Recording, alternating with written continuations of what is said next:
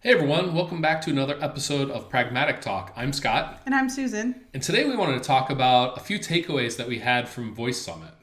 Last week, I guess it was last week, we were amongst 5,000 voice enthusiasts in Newark, New Jersey, and we had an incredible time. For me, the highlight was absolutely meeting everyone that we've been talking to on Twitter and LinkedIn and, Skype calls and whatever.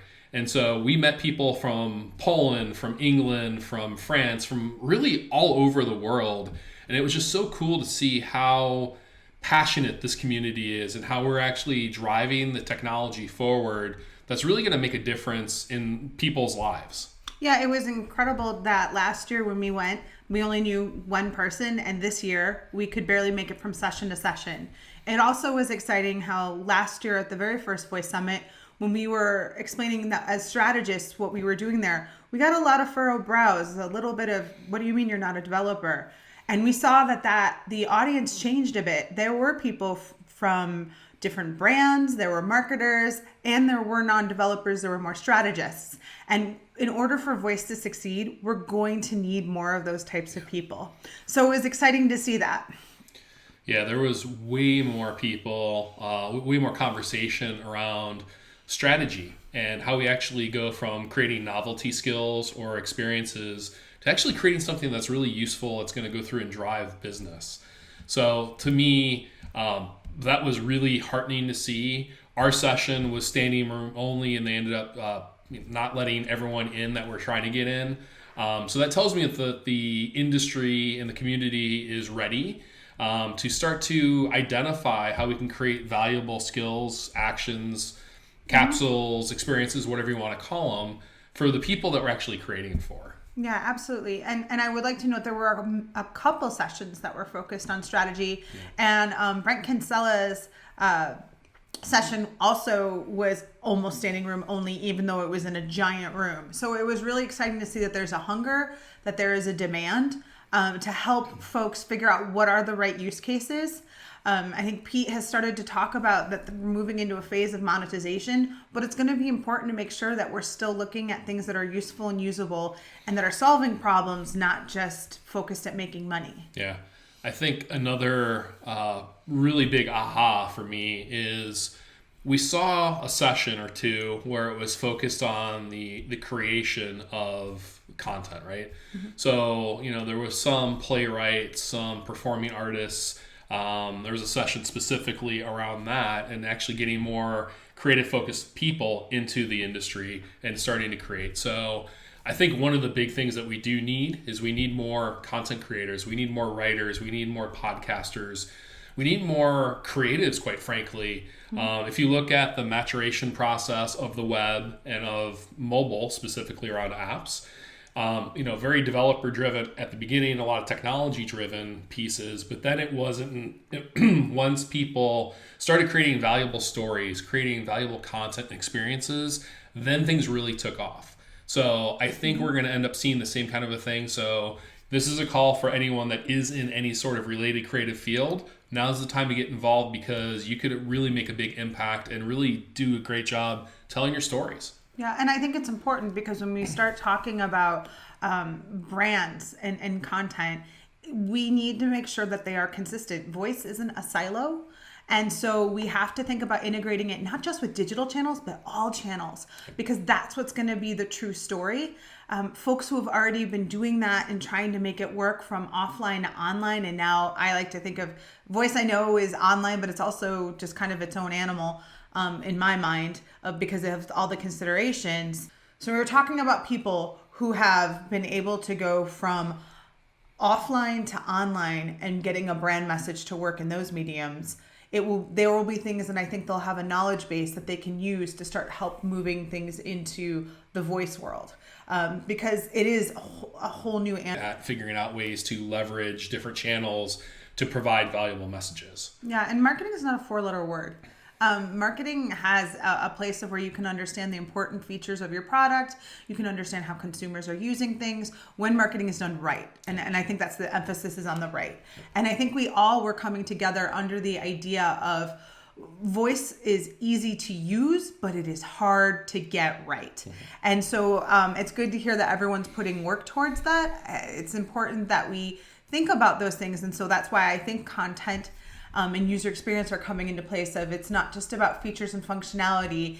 It's about making those experiences good experiences, because we know that we only kind of have a few shots at this before someone says, oh, this isn't for me. Yeah, and because we're talking about an integrated approach or a multi-channel approach, I think there's a big consideration here, which is one of Susan's big tenets, is leveraging the content that's already been created.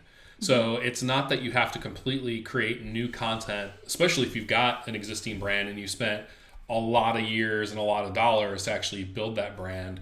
It's really looking at those messages and the content pieces you've already got and figuring out where you can actually translate it for voice or how you can optimize it for voice, and really starting there. Yeah, I think another important takeaway is that while there were 5,000 voice advocates together, and it was a great week of not having to explain everything, there's still very much a universe outside of our community that needs to know where to start, that needs to know why. And so we need to keep telling that story as well. Because it is great to be able to talk about the more advanced pieces, but there's still some basic things that are going on. And we need to make sure that we're not overselling what voice is today. We know where it's going to go. We know the potential of even further, but we also have to be realistic and not oversell where voice is today, where artificial intelligence is today at a math level. I know that there are some incredible examples of advanced AI that are working in a prototype fashion, but we need to make sure that it's not overselling, so that way then the expectations don't fall, don't get so high that we can't ever meet them, and then it feels like a failed channel. I think that it was an important thing, and I think I'm hearing more folks talk about it from that perspective of where is it that voice makes sense from a getting started perspective versus the end all be all. And let's talk about roadmaps. Let's not just talk about doing it all at once. Yeah, I mean, Heidi Culbertson talked about it. Neil Desai talked about it. Terry Fisher talked about it. There's plenty of people that are actually talking about it. Let's not oversell the technology. Let's figure out ways we can actually create something now with the technology that exists, so that we're actually creating good experiences or good enough experiences, getting people to trust the technology, getting them to trust the brand and interacting with this. And then as Amazon, Samsung, Apple, whoever else, Google, roll out new features, then we can add on to it. But Mark Webster had a session about the failings of conversational design, and this idea that if we talk about this being true conversation, we're going to actually have failed expectations, because we're saying it's one thing, but the reality is it's very, very different. Yeah, absolutely. And I think it's important too to notice that best practices is not really getting thrown around yet. We're all comparing notes still, which that is an incredible testament to this community, that nobody is, the information hoarding isn't happening. We saw a lot of sharing of, no, this is what I've experienced. What have you experienced? And I think that was one of, by nature, because we had so many great panels with great questions. But I think also it's just because everyone wants to see voice succeed. And so we are working together and locking arms and understanding that, as I always like to say, there's enough pie for everyone. Yeah. And then I think for me, the final takeaway was something that Pete Erickson had mentioned. And I think this was actually in a tweet, and he may have said this at the very, very end. But the idea that in 2020, we're actually starting to enter a content phase with voice, and that content phase is actually lead to monetization.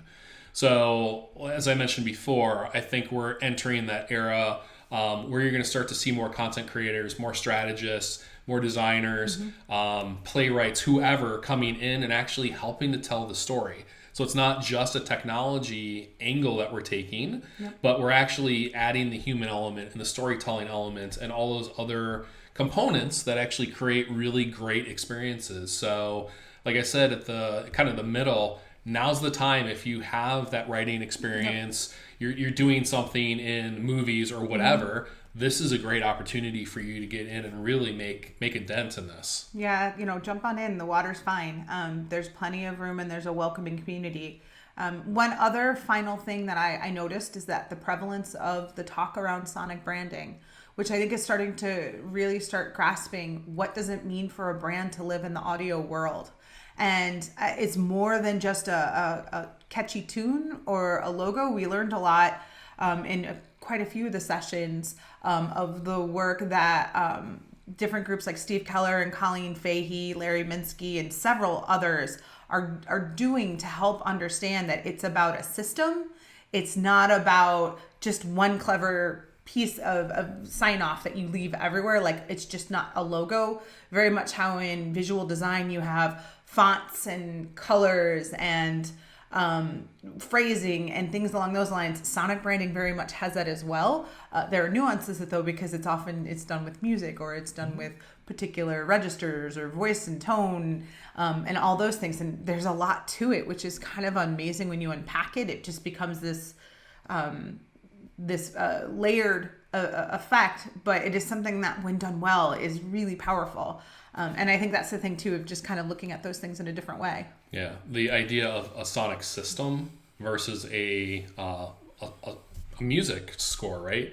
So you can have, much like a series of icons that ladder up to a master brand, you can have a series of sonic cues or sounds or musical notes, let's say, that all ladder up to that master brand. So that was something that Colleen had mentioned during her panel. And I thought that was brilliant because, on the design side, for years we've been talking about design systems and creating, a cohesive design language. It's the same thing in the sound. So I think that was also a really interesting takeaway.